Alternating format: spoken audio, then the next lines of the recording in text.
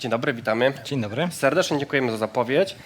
Chcieliśmy zaprosić dzisiaj Państwa na prezentację, gdzie opowiemy, jak w prosty i przejrzysty sposób zarządzać naszymi transmisjami niskich przepływności.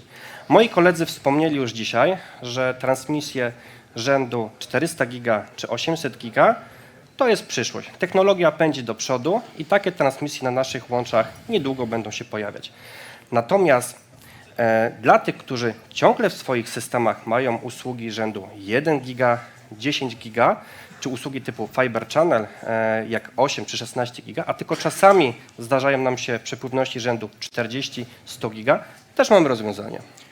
Dziś razem z Łukaszem opowiemy Państwu o takich lokomotywach, które są w stanie rozpędzić się do prędkości 100, 200 czy nawet 400 giga na sekundę. Opowiemy, w jaki sposób do tych lokomotyw możemy podpinać wagony niższych przepustowości, w jaki sposób cały ten skład będzie opięty standardem OTN oraz oczywiście w jaki sposób wszystko to będzie mogło jeździć po optycznych torach kanału DWDM, ale nie tylko. To są transpondery i muxpondery, na pewno większość z Państwa wie, a przynajmniej miała z nimi styczność. Natomiast dla tych, którzy jeszcze nie znają tych rozwiązań, postaramy się z Kubą opowiedzieć w kilku zdaniach. W prostych konduktorskich słowach, transponder to urządzenie, które kopiuje ruch z portu klienckiego na port liniowy i odwrotnie. Pozwala nam przekolorować transmisję, jeśli mamy systemy przykładowo DWDM-owe, albo działa jako regenerator. Czyli w prostych słowach nie ingeruje w strukturę transmisji, nie ingeruje w ramkę. Jaką mamy prędkość na wejściu, taką samą prędkość mamy na wyjściu. Można powiedzieć, że działa jako rozdzielenie sieci liniowej, sieci transmisyjnej od tych usług lokalnych. Z drugiej strony natomiast muxponder to urządzenie, które może, wręcz nawet powinno agregować właśnie usługi niższej przepustowości do pojedynczego interfejsu wysokiej przepustowości, na przykład 200 giga. Dzięki muxponderowi możemy znacznie efektywniej wykorzystać włókno światłowodowe, ponieważ porównując to do klasycznego systemu DWDM, na każdym kanale uruchamialiśmy pojedynczą usługę 10 giga Ethernet, 100 giga Ethernet czy Fiber Channel.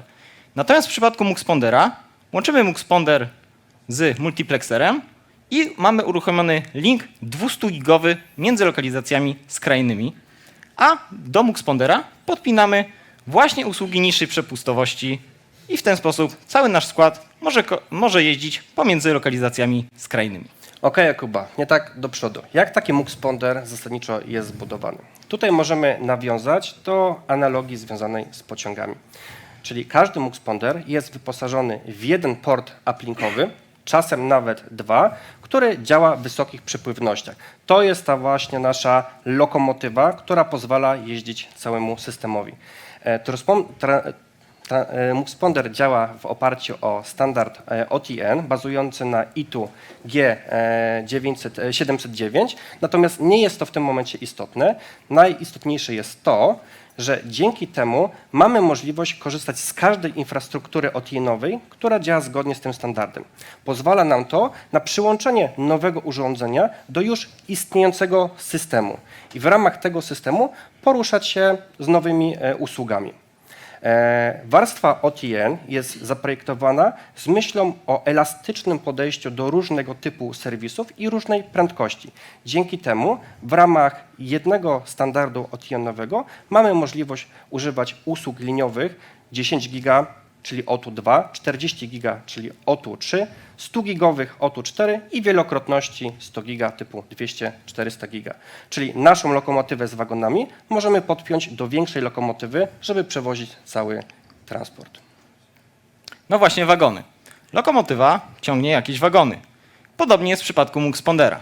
Te wagony to właśnie usługi niższej przepustowości z różnymi towarami czy surowcami.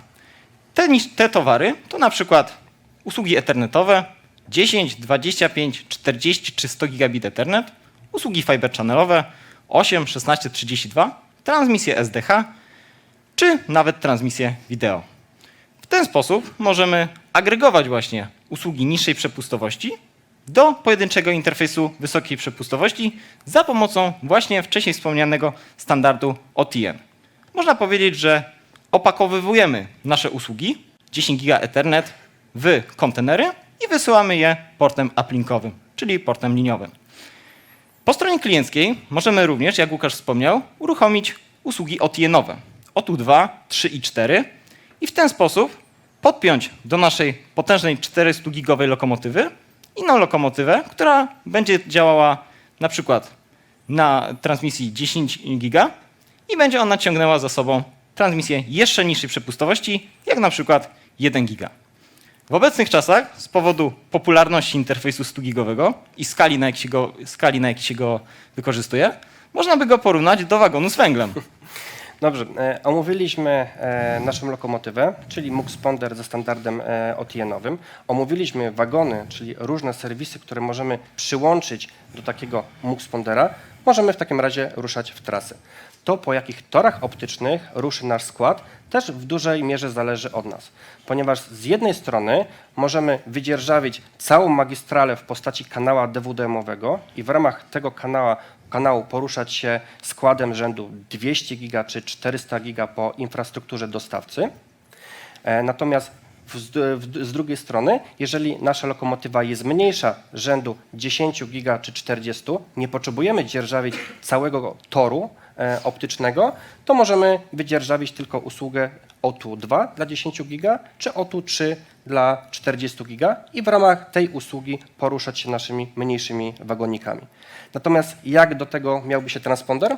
Otóż transponder, w przeciwieństwie do MUX-Pondera, każdą usługę, niezależnie czy byłaby to 10 giga czy usługa fiber channelowa, każda ta usługa byłaby wysyłana osobną lokomotywą, czyli lokomotywa kursowałaby z jednym wagonem, który ma w sobie jedną usługę.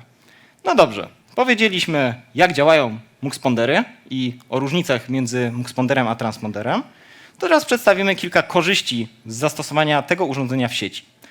Główną zaletą, jaką możemy dostrzec w MUX-Ponderach, jest szeroko rozumiana uniwersalność, ponieważ możemy zestawić link 200-gigowy między dwoma lokalizacjami skrajnymi, a po stronie klienckiej mamy dowolność. Możemy uruchomić usługi 10 gigabit Ethernet, miks usług 10 giga Ethernet i Fiber Channel, czy pojedynczą transmisję 100-gigową.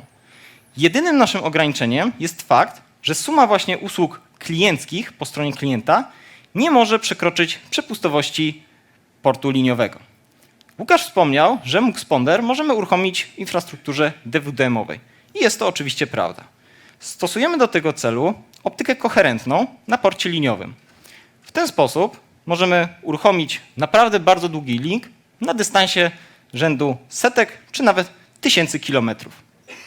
W ten sposób możemy budować naprawdę wielki skład kolejowy, który będzie świadczył usługi po stronie klienckiej dla naszych klientów serwerowni.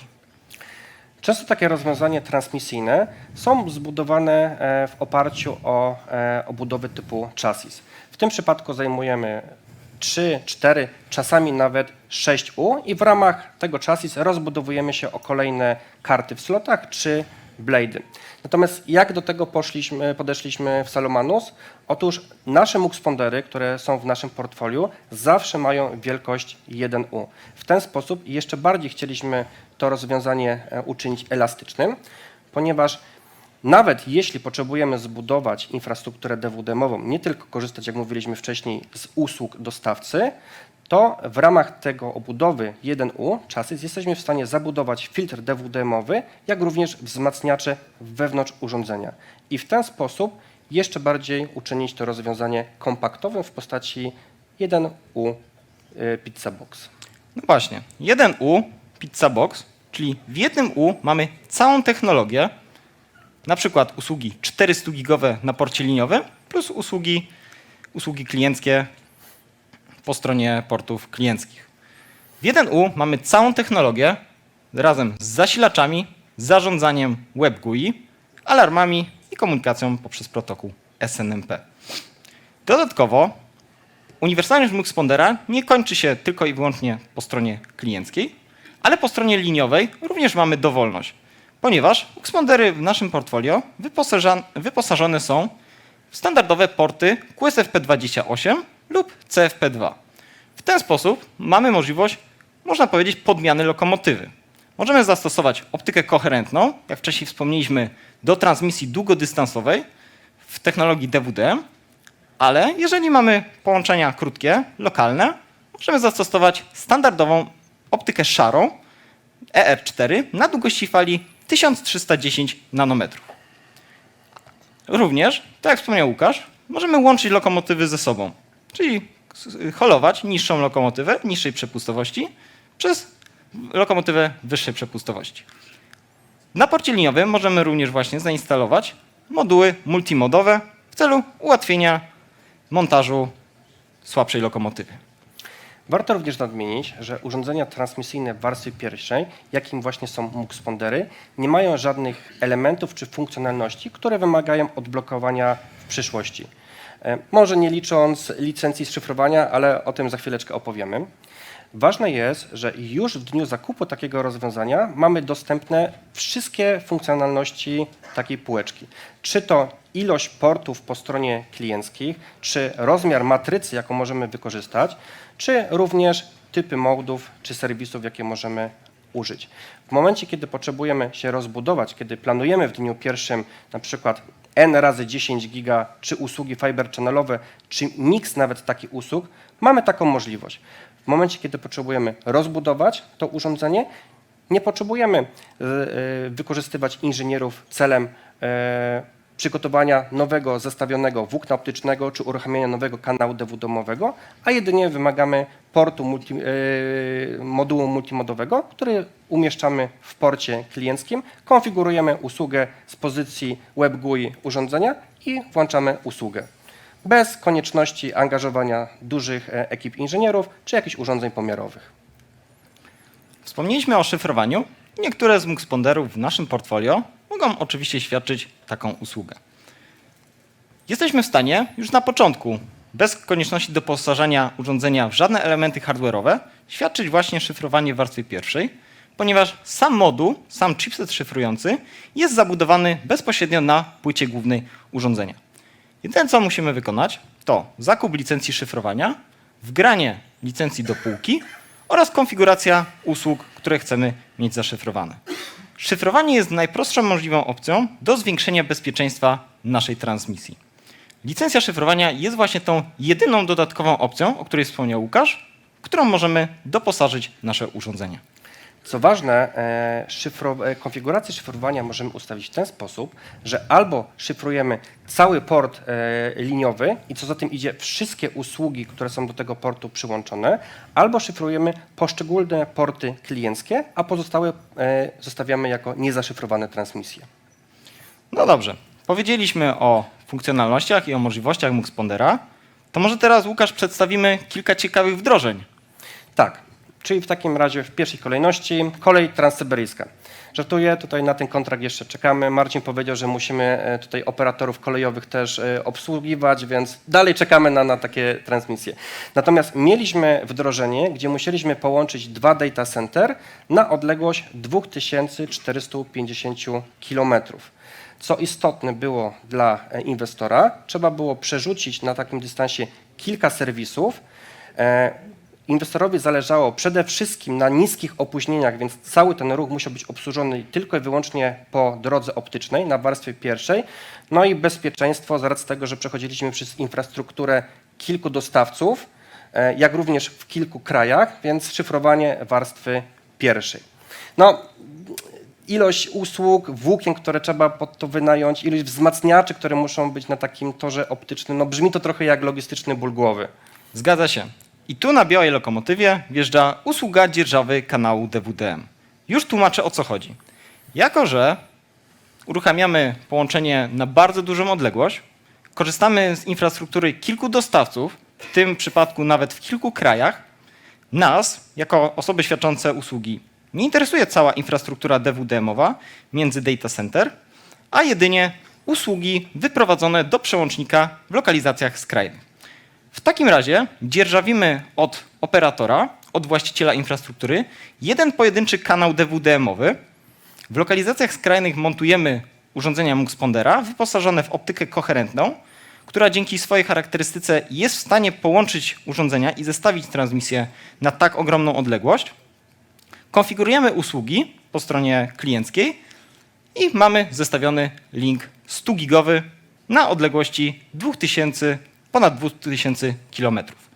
Po stronie klienckiej mamy oczywiście dowolność. Możemy uruchomić sobie miks usług 10 giga Ethernet i Fiber Channel, ale gdy zajdzie taka potrzeba, możemy uruchomić pojedynczą transmisję 100 gigową. Czyli korzystając z rozwiązania, jakim jest MUX-Ponder, możemy skorzystać z usługi, jaką jest Arien Lambda. Ale mogą Państwo zapytać, jak się ma MUX-Ponder do usługi Arien Lambdowej. No właśnie, podsumowując to, co przed chwilą powiedział Kuba, z racji tego, że mamy po stronie klienckiej możliwość wykorzystania różnych serwisów, różnych ilości usług, a wszystko to pakujemy do jednego kanału DWDM-owego i to jest właśnie kwintesencja usługi Arien Lambdy. Natomiast no, nie wszyscy potrzebują przesyłać ruch na 2450 km, prawda? Zgadza się. To może teraz opowiemy o czymś bardziej lokalnym, bez konieczności wchodzenia w transmisję DWDM-ową, optykę koherentną. Mowa o kolei aglomeracyjnej dużych przepustowości. Brzmi to trochę jak mokry sen mieszkańców Krakowa i Warszawy. Ale wróćmy do naszego case study. Nasz partner chciał zestawić połączenie między dwoma lokalizacjami i uruchomić między nimi dwie transmisje 40 gigabit Ethernet, dwie usługi Fiber Channelowe 32 giga oraz 4 razy 10 gigabit Ethernet. Jako że dysponował on własną infrastrukturą światłowodową, miał dostęp do własnych włókien, zdecydowaliśmy się na wykorzystanie MUX-Pondera, który po stronie liniowej nie posiada właśnie optyki koherentnej, a standardowe moduły szare ER10 na długości fali 1310 nanometrów.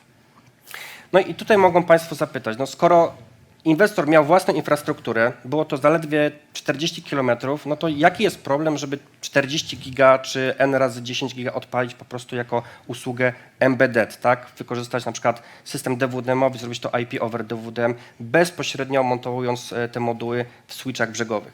Natomiast wytyczną klienta było to, żeby uruchamianie kolejnych usług było bardzo proste, bardzo szybkie. Nie chciał zestawiać kolejnych torów optycznych i tracić czasu na to, żeby przygotowywać infrastrukturę, tylko dosłownie wrzucić nową wkładkę i uruchomić kolejną usługę, a to, jak już wspomnieliśmy, MUX-Ponder daje nam taką możliwość. Dodatkową korzyścią było to, że nawet jeśli w dniu pierwszym nie wymagane było szyfrowanie, to taka półeczka daje tą możliwość, czyli jeżeli pojawi się potrzeba przesłania zaszyfrowanej usługi, to zawsze możemy tą licencję później sobie doposażyć w półeczce i uruchomić takie szyfrowanie.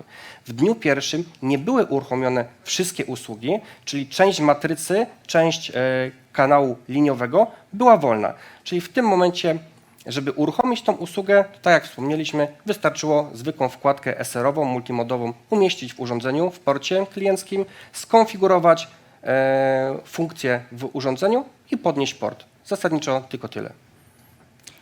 Zgadza się. Mówiliśmy o kompaktowości rozwiązania, no ale nic nam nie da kompaktowość, jeżeli nasza lokomotywa będzie naprawdę ogromna i będzie składała się z bardzo dużej ilości elementów.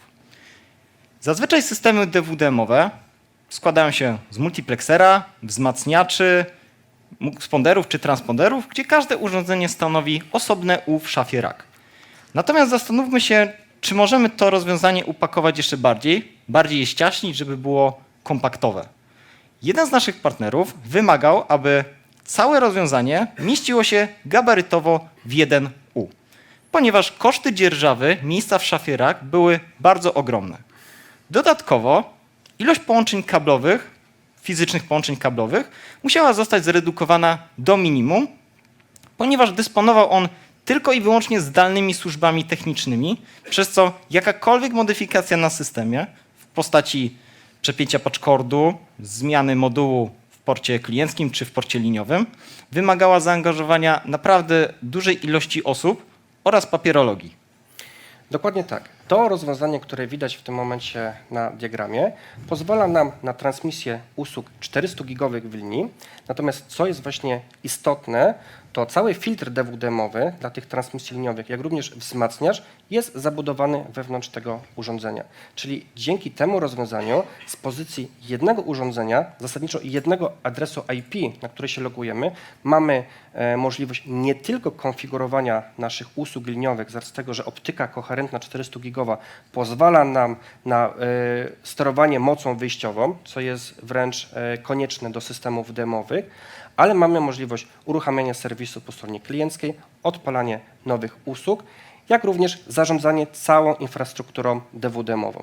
Czyli podsumowując, jedno urządzenie, 1U, bardzo mała ilość patchcordów, natomiast usługi rzędu 400 giga, 4 razy, czyli 1,6 tera w linii, jak również cała infrastruktura DWDM-owa. Jak Państwo widzą, sposobów na wykorzystanie muxponderów w sieci jest naprawdę bardzo wiele. I to właśnie uniwersalność jest ich największą siłą. Mamy uniwersalność po stronie liniowej, możemy wybrać sobie moduł liniowy oraz konfigurować usługi dynamicznie, jak tego potrzebujemy po stronie klienckiej.